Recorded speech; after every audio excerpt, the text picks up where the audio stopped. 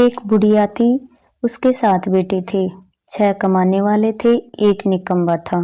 बुढ़िया माँ 6 को भोजन बनाती, रसोई कराती और जो बचता 7वें को देती, परंतु वह बहुत भोला वाला था, कुछ विचार नहीं करता था।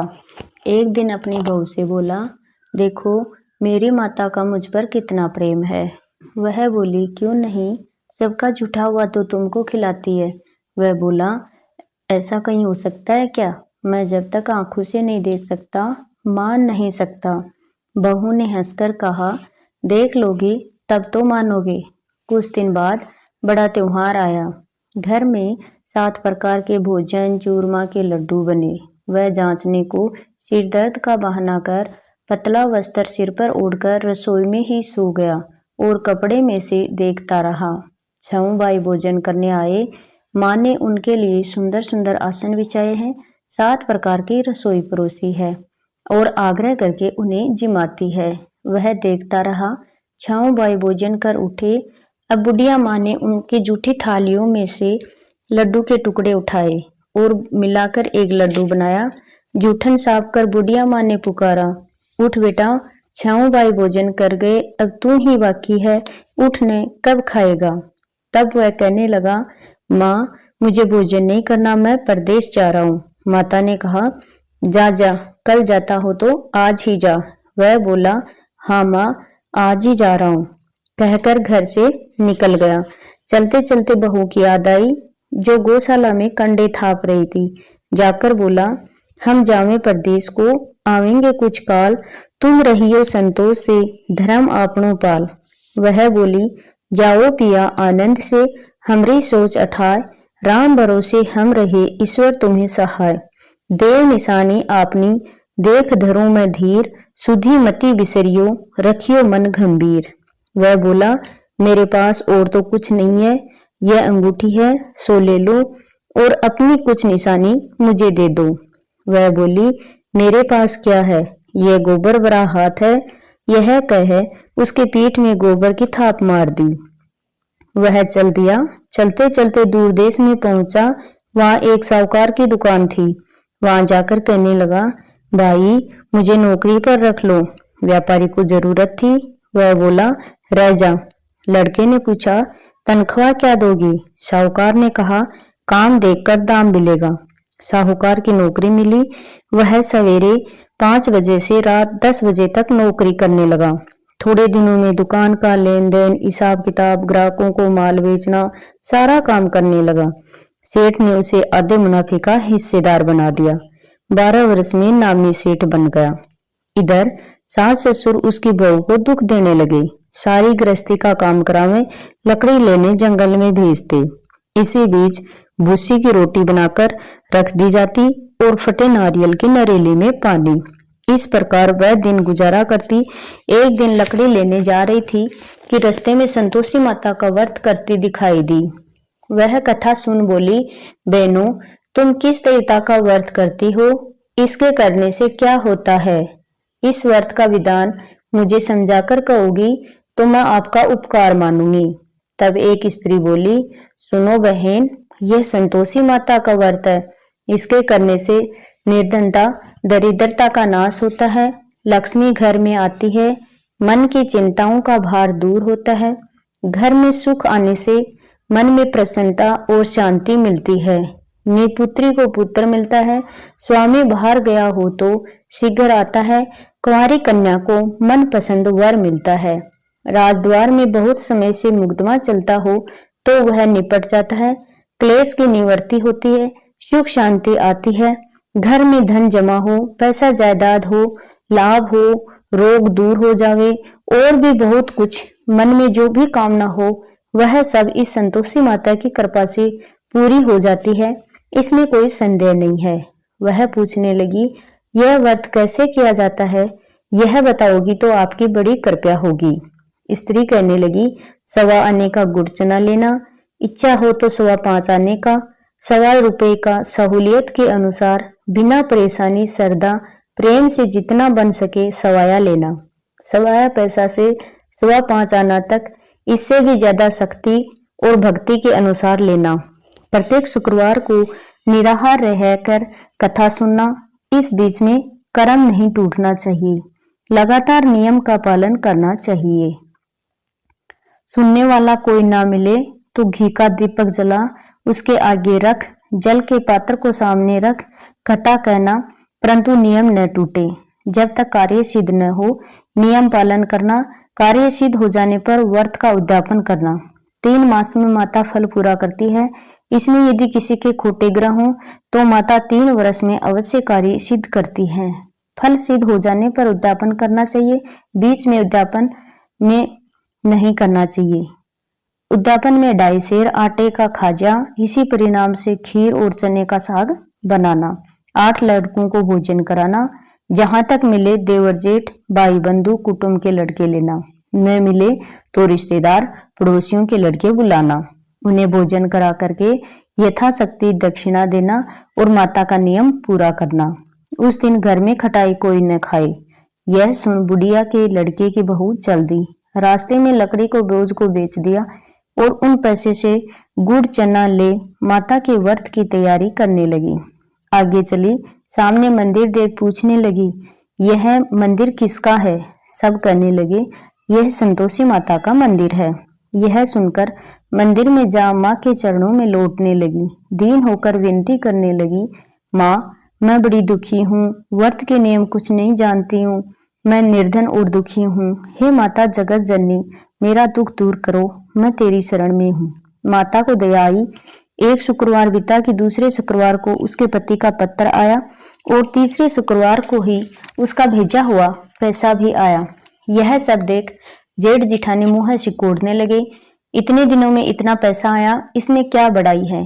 लड़के ताने देने लगे, काकी के तो पत्थर आने लगे, रुपया आने लगा, अब तो काकी की खातिर बढ़ेगी, काकी तो अब बुलाने से भी नहीं बोलेगी। बेचारी सरलता से कहती, भैया कागज आवे रुपया आवे तो हम सबके लिए अच्छा है। ऐसा कहकर आंखों में आंसू भरकर संतोषी माता के मंदिर में जा माताश्री के चरणों में जाकर गिर रोने लगी। हे माँ, मैंने तुमसे पैसे कब मांगे? मुझे पैसे से क्या काम है? मैं तो अपने सुहाग से काम है, मैं तो अपने स्वामी के दर्शन और सेवा मांगती हूँ। तब माता ने प्रसन्न होकर कहा, जा बेटी, तेरा स्वामी आएगा। यह सुन खुशी से बावली हो घर में जाकर काम करने लगी। अब संतोषी माँ विचार करने लगी, इस भोली पुत्री को मैंने कह तो दिया तेरा पति आएगा, परंतु वह आएगा कहाँ से? वह तो सौपन में भी याद नहीं करता। उसे याद दिलाने के लिए मुझे जाने पड़ेगा। इस तरह माता बुढ़िया के बेटे के पास जाकर प्रकट होकर कहने लगी, साहूकार के बेटे, सो रहा है या जाग रहा है? वह कहता है, माता सोता भी नहीं हूँ, जागता भी नहीं हूँ, बीच में ही हूँ, कहो क्या आज्ञा है? माँ कहने लगी, तेरा घर बार कुछ है या नहीं? वह बोला, मेरे पास सब कुछ है माता, माँ बाप भाई बहू, क्या कमी है? माँ बोली, भोले पुत्र, तेरी घरवाली घोर कष्ट उठा रही है, तेरे माँ बाप उसे बहुत दुख दे रहे हैं, वह तेरे लिए तरस रही है, तू उसकी सूध ले। वह बोला, हाँ माता जी, यह तो मुझे मालूम है, परंतु जाऊं कैसे? परदेश की बात, लेन देन का कोई हिसाब नहीं, कोई जाने का रास्ता नजर नहीं आता, कैसे चला जाऊं? माँ कहने लगी, मेरी बात मान, सवेरे नहा धोकर संतोषी माता का नाम ले, घी का दीपक जला, दंडवत कर, दुकान पर जा बैठना, देखते ही देखते तेरा लेन देन चूक जाएगा, जमा माल बिक जाएगा, सांझ होते होते धन का ढेर लग जाएगा। अब तो वह सवेरे उठ भाई बंधुओं से सपने की बात कहने लगा। सब उसकी बात अनसुनी कर दिल लगी उड़ाने लगे और कहने लगे, सपने भी सच्चे होते हैं क्या? एक बुढ़ा बोला, देख भाई, मेरी बात मान, इस तरह सांझ उठ करने के बदले देवता ने जैसा कहा है वैसा ही करने में तेरा क्या जाता है? अब बुढ़ी की बात मान, वह नहा धोकर संतोषी माता को दंडवत कर घी का दीपक जला दुकान पर जा बैठता है। थोड़ी देर में क्या देखता है, देने वाले रुपए लाने लगे, लेने वाले हिसाब लेने लगे, कोठों में भरे सामान के खरीदार नगद दाम में सौदा करने लगे। शाम तक धन का ढेर लग गया। मन में माता का चमत्कार देख प्रसन्न हो घर ले जाने के वास्ते गहना कपड़ा सामान खरीदने लगा। वहां के काम से निपट तुरंत घर को रवाना हुआ। वहां बेचारी बहू जंगल में लकड़ी लेने जाती, लौटते वक्त माताजी के मंदिर पर विश्राम करती। वह तो रोज उसका रुकने का स्थान ठहरा। दूर से धूल उड़ती देख माताजी से पूछती है, हे माता, यह धूल कैसी उड़ रही है? माँ कहती है, पुत्री, तेरा पति आ रहा है। अब ऐसा कर, लकड़ियों के 3 बोझ बना, एक नदी के किनारे रख, दूसरा मेरे मंदिर पर छोड़ और तीसरा अपने सिर पर रख। तेरे धनी को लकड़ी का गट्टर देख मोह पैदा होगा, रुकेगा, नाश्ता पानी बनाकर खाकर माँ से मिलने जाएगा। तब तू लकड़ियों का बोझ उठाकर जाना, बीच चौक में गट्टा डालकर 3 आवाज जोर से लगाना, लो सासू जी, लकड़ियों का गट्टा लो, भूसे की रोटी दो, नारियल के खोपड़े में पानी दो, आज मेहमान कौन आया है? बहुत अच्छा माताजी, बहुत अच्छा माताजी कहकर वह प्रसन्न हो लकड़ी के 3 गट्टे ले आई। एक नदी पर, एक माताजी के मंदिर पर रखा। इतने में मुसाफिर आ पहुंचा। सूखी लकड़ी देख उसके धनी की इच्छा हुई कि लकड़ी कितनी बढ़िया है, हम सब यहीं डेरा डालते हैं, भोजन बनाकर खा पीकर गांव में जाते हैं। इस प्रकार रुककर भोजन बना, खा पीकर विश्राम कर वे गांव को गया। सबसे प्रेम से मिला। उसी समय उसकी बहू सिर पर लकड़ी का गट्टा लिए आती है। लकड़ी का भारी बोझ आंगन में डाल जोर से 3 आवाजें देती है, सासू जी, लकड़ी का गट्टा लो, भूसे की रोटी दो, नारियल के खोपड़े में पानी दो, आज मेहमान कौन आया है? यह सुन उसकी सास बाहर आ अपने कष्टों को भुलाने हेतु कहती है, बहू, ऐसा क्यों कहती है? तेरा मालिक ही तो आया है। आ बैठ, मीठा भात भोजन कर, कपड़े गहने पहन। इतने में आवाज सुन उसका स्वामी बाहर आता है और अंगूठी देख व्याकुल हो जाता है। माँ से पूछता है, यह कौन है?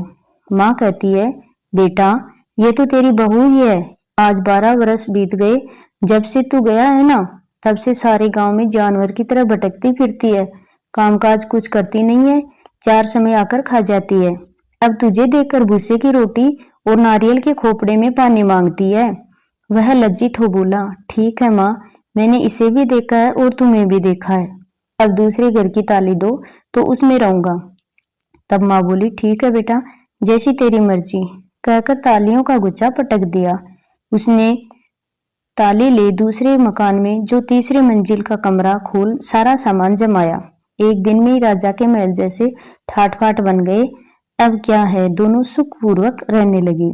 इतने में अगला शुक्रवार आया। उसने अपने पति से कहा, मुझे माता का उद्यापन करना है। धनी बोला, बहुत अच्छा, खुशी से कर लो।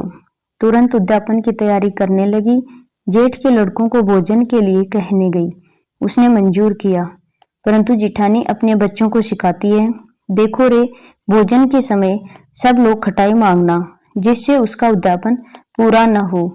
लड़के जीमने आए, खीर और खाना पेट भर कर खाया, परंतु याद आते ही कहने लगे, हमें कुछ खटाई दो, खीर खाना हमें भाता नहीं, देखकर अरुचि होती है।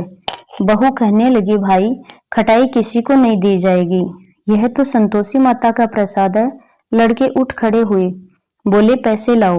वह भोली बहू कुछ जानती नहीं थी, उन्हें पैसे दे दिए। लड़के उसी समय हट करके पैसों से इमली खटाई खाने लगे। यह देख बहू पर माताजी ने कोप किया।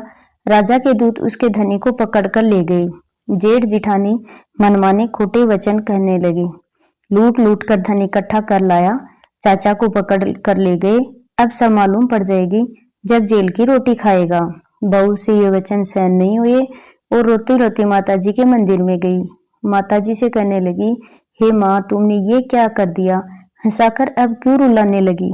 माता बोली, पुत्री, तूने अभिमान करके मेरा व्रत भंग कर दिया, इतनी जल्दी सब बातें भुला दी। माँ बोली, माता, ना तो भूली ना कुछ अपराध किया, मुझे तो लड़कों ने भूल में डाल दिया, मैंने भूल से उन्हें पैसे दे दिए। हे माँ, अक्षमा करो। माँ बोली, ऐसी भी कोई भूल होती है? वह बोली, माँ, मुझे माफ कर दो, मैं फिर तुम्हारा उद्यापन करूंगी। माँ बोली, ठीक है, अब भूल मत करना। वह कहती है, अब भूल नहीं होगी माँ, अब बताओ वो कैसे आएंगे? माँ बोली, जाओ पुत्री, तेरा मालिक रास्ते में तुझे आता मिलेगा। वह निकली, धनी आता मिला। वह पूछती है, तुम कहाँ गए थे? तब वह कहने लगा, इतना धन जो कमाया था उसका टैक्स राजा ने मांगा था, वह भरने गया था। वह प्रसन्न हो बोली, भला हुआ, अब घर चलो। घर गए। कुछ दिन बाद ही शुक्रवार आया। वह बोली, मुझे माता का उद्यापन करना है। धनी ने कहा, करो। वह फिर जेठ के लड़कों को भोजन कहने को गई। जेठानी ने एक दो बातें सुनाई, लड़कों को सिखाने लगी, तुम सब लोग पहले खटाई मांगना। लड़के भोजन की बात पर कहने लगे, हमें खीर नहीं बाती, जी बिगड़ता है, कुछ एक खटाई खाने को दो तो चले। वह बोली, खटाई खाने को नहीं मिलेगी, खीर खाना हो तो खाओ। यह कह ब्राह्मण के लड़कों को बुलाकर भोजन कराने लगी। दक्षिणा की जगह एक एक फल उन्हें दे दिया। इससे संतोषी माता प्रसन्न हुई। माता की कृपा होते ही 9वें मास उसके चंद्रमा के समान एक सुंदर पुत्र हुआ। पुत्र को लेकर प्रतिदिन माताजी के मंदिर में जाने लगी। माँ जी सोची, ये तो रोज मेरे मंदिर में आती है, क्यों न मैं आज इसके घर चलूं, इसका आसरा देखूं तो सही। ये विचार करके माता ने भयानक रूप बनाया। गुड़ और चने से सना मुख, ऊपर सूंड के समान होठ, उस पर मक्खियां भिन भिना रही थी। दहलीज में पांव रखते ही उसकी सास करने लगी, देखो रे, कोई चुड़ैल डाकिन चली आ रही है, लड़के इसे भगाओ नहीं तो किसी को खा जाएगी। लड़के भागने लगे, चिल्लाकर खिड़की बंद करने लगे। बहू रोशनदान में से देख रही थी, प्रसन्नता से पागल हो चिल्लाने लगी, आज मेरी माताजी मेरे घर आई है, कहकर बच्चे को दूध पीने से हटाती है। इतने में सास का क्रोध फूट पड़ा, बोली, रांड क्या उतावली हुई है, बच्चे को पटक दिया। इतने में माँ के प्रताप से जहां देखो वहां लड़के ही लड़के नजर आने लगे। वह बोली, माँ जी, जिनका मैं व्रत करती हूँ वही संतोषी माता है। इतना कह झटपट सारे किवाड़ खोल देती है। सबने माताजी के चरण पकड़ लिए, विनती करते हैं, हे माता, हम मूर्ख हैं, अज्ञानी हैं, पापी हैं, तुम्हारे व्रत की विधि कुछ नहीं जानते। व्रत भंग करके हमने बहुत बड़ा अपराध किया है। हे जगत माता, आप हमारा अपराध क्षमा करो। इस प्रकार माता प्रसन्न हुई।